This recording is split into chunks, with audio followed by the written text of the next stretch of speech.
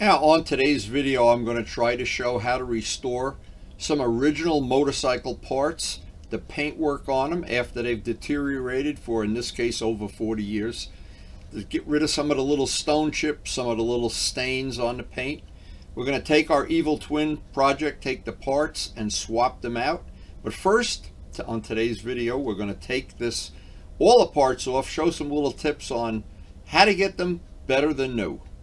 Looking at it, the first thing I look at, there's no real cracks in this. There's a little crack here, nothing I can't live without. And let me just say, here's what you don't want to do. And the reason how to ask me how I know this. There's a lot of motorcycles. I won't mention any brand or names because everybody's going to be all upset. But some motorcyclists put one very thin coat of clear on everything. The way you can tell if you have one of those bikes, go where the insignia decals are, or where there's a paint edge, and if you can feel it, you have a very small amount of clear. And what happens if you take rubbing compound and start grinding this, you go right through the clear. Now, what I did when I bought the R1, I wanted to find out how much clear was on there, and I was sanding it with 2500 paper and buffing it. And I realized, ooh, they really did put a nice amount of clear, but that was only the R1. Other bikes that I've had and other bikes I've worked on, you hit it with a buffer and in 30 seconds you're through the paint. Again, who knows? It's all chopped liver until you go to do it. But anyway, this looks like I'm going to be able to, and as I take the parts off one by one off the bike, maybe some of the other parts will need repainting and I'll change the whole program. But for right now, I thought this would be a great little way for me to demo how I would handle restoring a 35-year-old paint job. Now, anytime you start restoring anything, and I mean anything, I like to take good old simple green. And why would you bother cleaning the inside of a part as well as the outside? Well, here's the reason. If you're going to use a buffer on this, or even if you're going to sand it, grind it, polish it by hand, the one thing you don't want to have is to pick up a little bit of, and there's probably plenty of it down in here. You don't want to pick that up on a rag and then go grind it right in. And it's really good information whether you're polishing a bike, whether it's apart or if it's in one piece or after a ride, to clean off with some simple green any goop, any salt, if you ride in the winter, anything that's going to put a scratch in that what you hope's a perfect finish. And I would just guess it'd be very difficult to go out on eBay and find a fender that was in any better shape than this. And maybe none of them are. Maybe you can't even get it. I don't know. I was really disappointed. The last couple of times I looked for parts, what was available was 10 times worse than what I had. And you can see what comes off of this. But if you start every project with a clean part, this doesn't have any grease on it, like if you were doing a chain guard, you'd want it down to or anything where there's really gross amounts of stuff. But if you start every project with a clean part, you stack the deck in your favor. Now, there's a lot of little issues. You don't see this. This is where the fork leg obviously was rubbing. You really don't see this. This is a little flaw in the paint. I'm looking for anything that looks like I got to really watch out for it. Same thing here. It just rubs on the fork leg. So the first step would be to look for any of the defects. We got a stain in the paint. Figure out ahead of time where you're going to concentrate your effort. I like to use the 4CR products, 8021, 8065, both real good. In this case, I'm using the big buffer. I do have a small palm buffer. Both will work fine. There's no advantage to using either one of them that I have ever seen, other than the fact one is a little bit bigger and more aggressive. The smaller one is handier if you have small parts that you can hold in one hand. But they're both pretty similar. This one has a sponge pad. I'd always recommend using this for this kind of work. Use the softest, least aggressive pad, and you have to look at each manufacturer. They're a different color, and the 4CR products, 8065, 8021, they both work great. do one little spot real quick to see if it's going to come up. Now, the thing I want to do is I don't want to take any more material off than I have to. I want to get the shine, get the gloss, get it nice and smooth, but I don't want to just keep grinding away until I have no paint left. So as soon as I see the shine, I want to get a clean microfiber, and I want to check, and if I need more polishing, I'll do it. What we started with, even after it's clean, it's full of little pits and chips, and it looks like, now I always candle it to see. Let's just see if I can get a, hard to get a candle on this. There we go. If I candle that, I think you can see that came up pretty nice, and it came up pretty quick too. I'm guessing it would be, to do this whole fender is going to take, well, it's going to take 2 cups of coffee.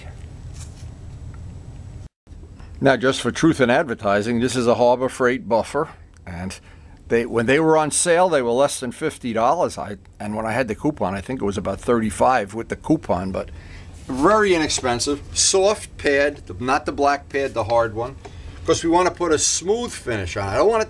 I want to do this with taking the least amount of material off. Now, I put some of this in fast forward so the video would just not get unnecessarily long, but I think you get the picture. The big heavy buffer or the little buffer, it doesn't matter which.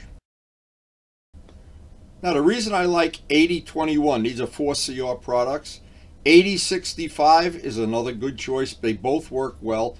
The 8021 is one of the things that I like if I have to take a lot of little scratches out and whatever, like this, little imperfections, stone chips, whatever.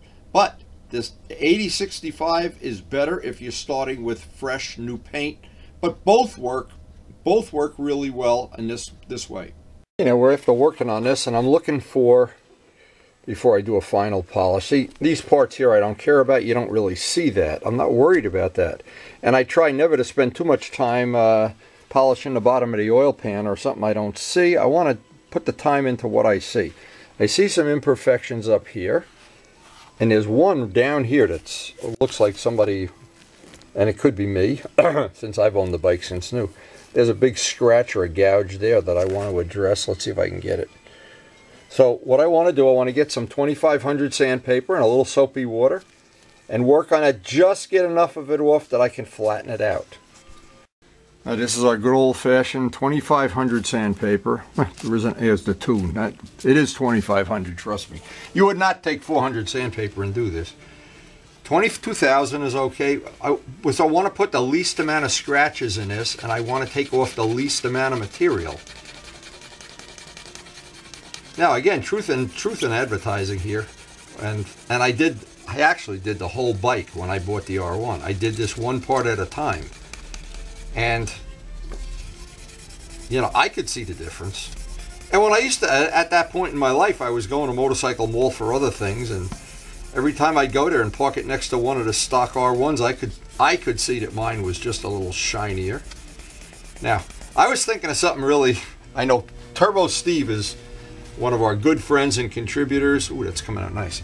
But he loves patina. He likes to see the, I guess people that do antiques are the same way. In fact, Karen is the same way.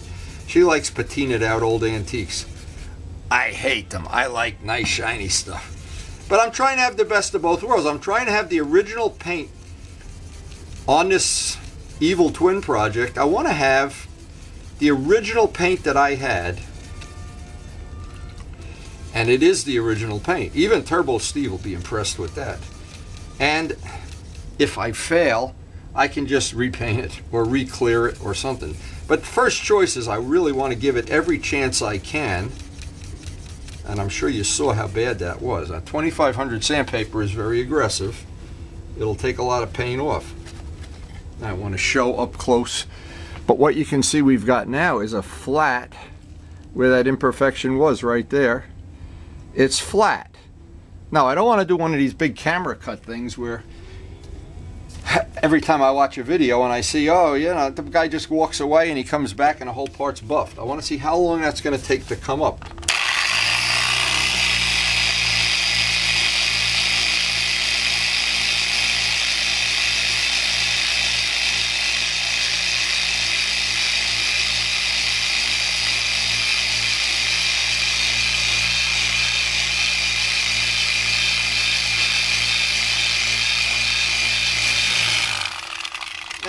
seen this with no camera cuts, no fancy Photoshop or anything. And so you can make the decision here. We've had a big flaw in the paint, and that's the purpose of what we do with the videos now. Well, again, I mentioned this before, and I mentioned it to Vince. I watched that guy polish truck gas tanks, and I was blown away. And that really, this is the kind of finish I want on the whole thing. So now what I'm going to do, and I'll do it off camera. See up here, I'm going to live with this. There's a couple little cracks in the paint, a couple little imperfections here. Looks like we hit some stone chips or something. But I'm going to do the rest of this off camera, unless I find something that I can share. But at the end of this, at an hour from now or so, I want this to be that I can put this back into the project bin, and when the day comes we're ready to swap the parts, these will be waxed and ready to go. Well, I'm not sure, because it's always in the eye of the beholder anyway, but this old paint has been restored, 35 years old. It is now, I think, better than the day it left Tokyo or wherever it came from. Who knows? And I always think the test is you look in the paint and you can see, let's see if you can do that. I don't know if you can even do it. If you can see your finger in the paint and you can see your reflection. Well, now we're going to go out to the garage, get the side covers, do the same process to the side covers. Now, because I've had this bike since new, I really treasure it, and I really want it to be in as nice a shape as I can have it. But if I can do this rather than do a full repaint, this is a really good investment. Now, I remember when I bought this bike, it was available in two colors, metallic red or this color bronze or gold, whatever you want to call it. And I'm glad I got this color. I've really liked this color over the years. So we have our first part ready for our project. We're going to be doing one part at a time. And when they're all done, it'll be ready for a day of swapping out the parts.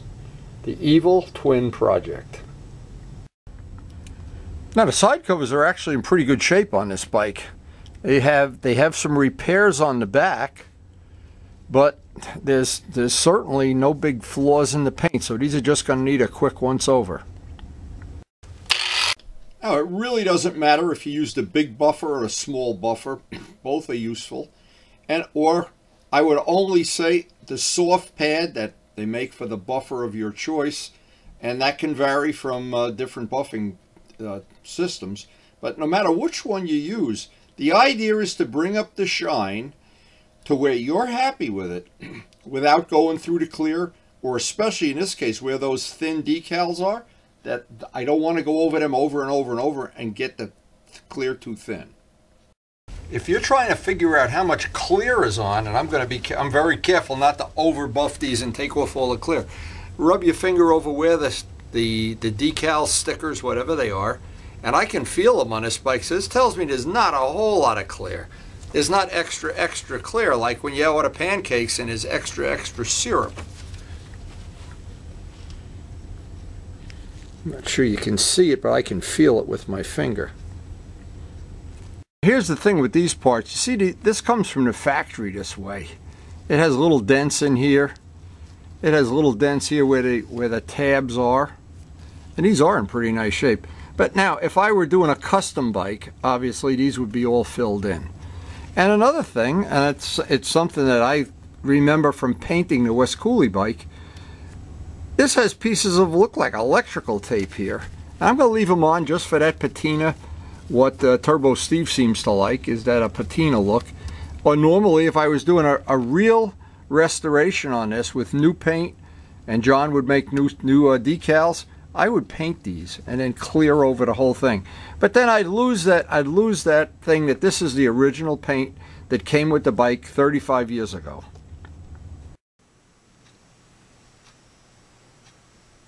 Now with these two parts done, I really feel like, and I've really been able to get a feel for how nice this paint is going to buff up. I wasn't sure I was going to be able to restore it, and I was getting ready to order some paint. I don't think I'm going to have to order paint for this job. I think, and if the tail section, the only two pieces left, the tail section didn't look in terrible shape.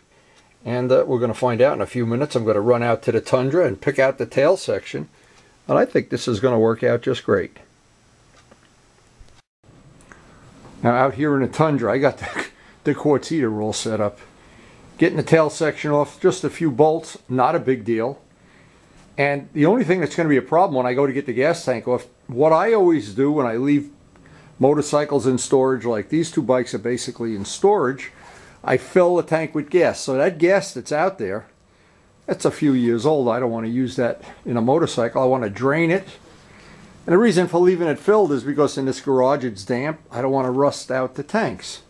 So I always leave the motorcycles in storage with full tanks. So getting this off shouldn't be a big deal. And then I can get back in, have a cup of coffee, and if I can get some, I may get them all done today. You never know. You never know how a day is going to play out. Now, one thing good that makes this project possible, this is a very easy bike to work on, relatively easy to do all the maintenance things. These parts come off relatively quickly and easily, but I'm going to show one tip that I suggest everybody do. When you take any of these older bikes apart, and it's a great tip, it's worked for me well over the years. Now, this is a really practical tip. Now, all of these old parts, they're 35 years old, maybe more. They always have a tendency to plastic gets brittle. So whenever I have a bike apart, I check and look for any little cracks. Now I see there's a little, that's not a crack, that's part of the plastic. I'm looking for something, and I'll show exactly what it is. Now these parts I've already reinforced. I've had to make this part with a piece of carbon fiber years and years ago and reinforce it with JB Weld. This one I had to make from plywood because these parts are very vulnerable. The plastic dries out and they're really a problem. So while I have this apart, if these parts look even a little loose, or maybe I'll do it anyway, I'll just paint on another coat of JB Weld, put a little carbon fiber in these. Much like what I do to all of Vlad's parts, we do it before the part cracks. The idea is to do it before the part cracks. Just as an example, see these side covers, these things are really vulnerable. You almost never see these side covers. These aren't broken. And as I had problems here, I just used JB Weld is certainly good enough. And then if you put a little bit extra on, you can just Dremel it off so it's a nice tight fit when it pops into place. Now, I really wasn't sure when I started this project how these parts were going to play out, if I was going to have good luck. This certainly looks restorable. I don't see any big gouges on it. I don't see any place where somebody took a bite out of it. Now, there's only one problem. I see there is very little, if any, clear over this decal. So as I polish this, I'm going to go right around it and try not to go over it more than the minimum time. The reflectors look perfect. So it's just a question of getting out the simple green, cleaning it up, and giving it a 20 minutes, half hour of buffing. Now, the problem with some parts, they're hard to hold when you're buffing them. Of course, if you have a helper, it's always nice. We never have a helper. Now, to be honest, when you have a part like this too, a lot of times it's easier to use the small buffer, the palm buffer. But in this case, I already had this with the compound on it and everything. I guess I was just lazy to go get the other buffer. But here I can go right over the reflectors. I want to be careful on the edge of the part. That's right on the edges where you'll tend to go through the part, or any high spots like a mountaintop. Or in this case, that decal, that Suzuki decal, I don't think it had, maybe it didn't have any clear on it. So I was real careful. I don't want to go through that because I don't have a replacement decal right at this time. And I would have to have John make it up and print it and everything. It would just be add a lot to the project that I don't want to do. So this went as good as I could expect. And restoring this old paint, when you think about how much time it takes to do a full paint job and remove the old paint, this starts to look like the biggest bargain in the world. So I know the tank is in pretty good shape. Then that's the last part. And I will have what amounts to be a kit that I'll be waiting for a little bit warmer day than today. And once I get a chance, I'll dedicate the whole day to swapping it out, because I'll want to check and look at other things. And just like when I did the valve adjustment, I want to always look for any other issues. A bike this old, there's always something that. And if it was easy, everybody'd have an old bike. It's not that easy. So as we finish up these pieces, the only thing left is the tank. I need to go drain the gas, so I get most of it out anyway. I want to fill it up with fresh gas before I start the engine. Of course, I don't want to have this 2 or 3 or 4-year-old gas going down into the engine. So far, very, very happy the way these parts have cleaned up. Actually, I'm a little amazed. I was not expecting they would clean up this well. Now, I remember this tank being in really nice shape, but I'll check it out under fluorescent lights for anything that needs little scratches or anything. And we do have, this tank has way more clear on it than the rest of the motorcycle. Now, thanks to Suzuki, that'll mean we can do a little extra buffing and polishing there. But it's time to just get it out, get rid of that gas. Now, I noticed another thing as I take this apart. I haven't had this bike apart for a few years. This bike has the more modern set of carburetors that have adjustable idle circuits on them. The other ones don't. The ones I have are sealed. So maybe at some future time that'll be something worth trying. Just swap out the carbs. Anyway, for right now, we want to get out of the cold. Dump this gas and get out of the cold. And I know I've mentioned this on many, many videos, but I have 2 parts bikes, and they have served me so well, better than I could ever imagine.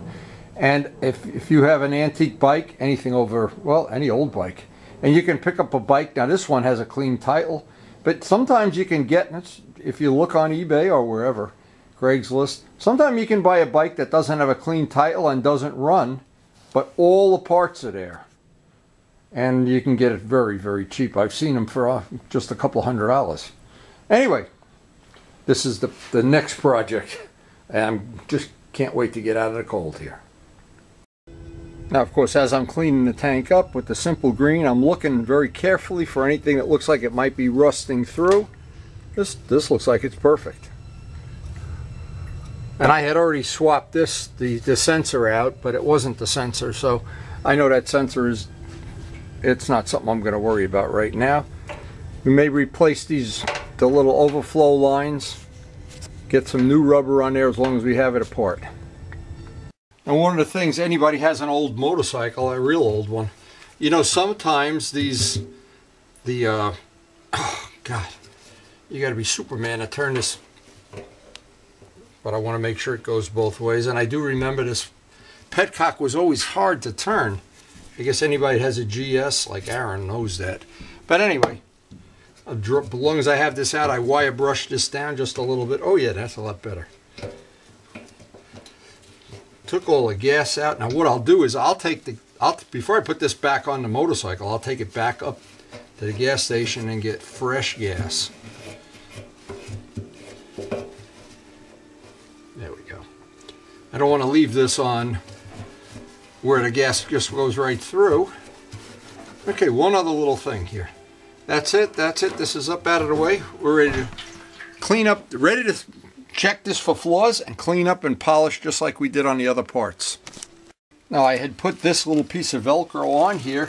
There was a time when I had a cafe seat that I had made just as an accessory item. Don't need the Velcro anymore.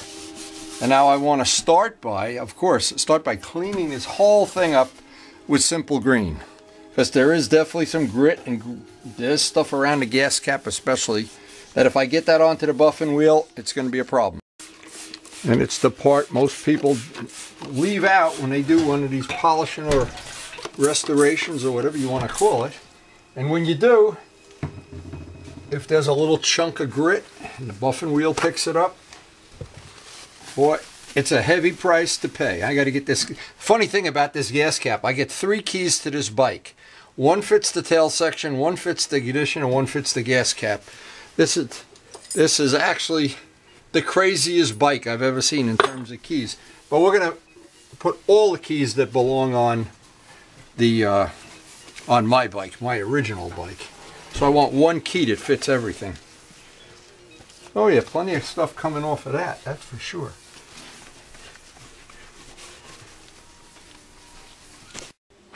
Now, because this tank, actually the paint is nicer than I remember it, I'm going to just do the minimum amount. I don't want to take any more clear off than I have to, especially over the decals. And these old original paints, they buff up beautifully, but you have to be so careful not to get any dirt into the buffing pad, any grit.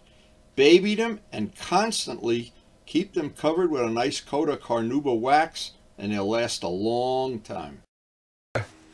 If I was really worried about, as an example, I wanted to make mention this. If there was no clear over the decals, I would take some blue masking tape and go over them so you don't hit them with the buffing wheel and peel up all the edges. Now, to me, this was time and energy well spent. Almost no money for the materials involved. And when I was done with this, I just thought, wow, you know, I had this bike since it was new, so I really treasure it. And now having a spare bike for a parts Christmas tree, even more handy. The bike at this point in time has 76,000 miles on it. A lot of times when I take it to a meetup, people look at it and they think it's a lot newer. And the main thing for me is keeping the finish. The paint work on a bike, the parts, I call it the body work, the paint work, the things that we now have extra parts for, the West Cooley parts. When you have two sets of parts for a bike, you really have two bikes when you put the other body work on. Well, day one of our project ends. Everything is pretty much ready to swap out these parts. I'm assuming I'll be able to do that in one long session or two short sessions. But now having this down here, buffed, waxed, all the tabs reinforced, it just couldn't be any better than this. This is really going to make the next day's work very easy.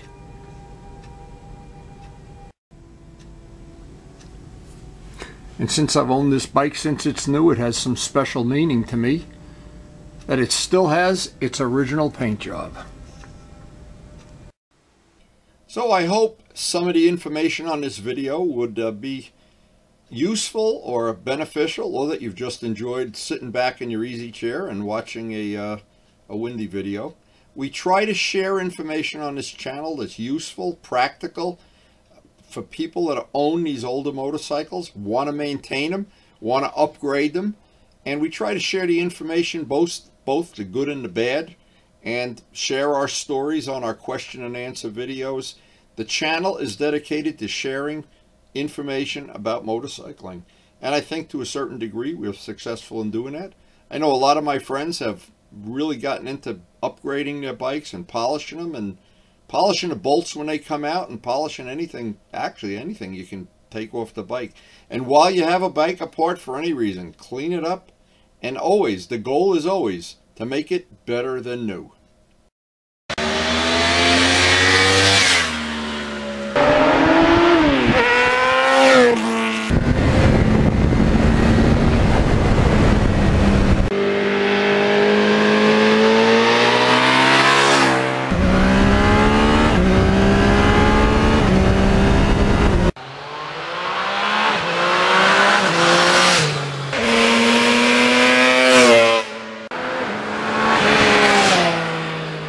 And thanks so much for watching.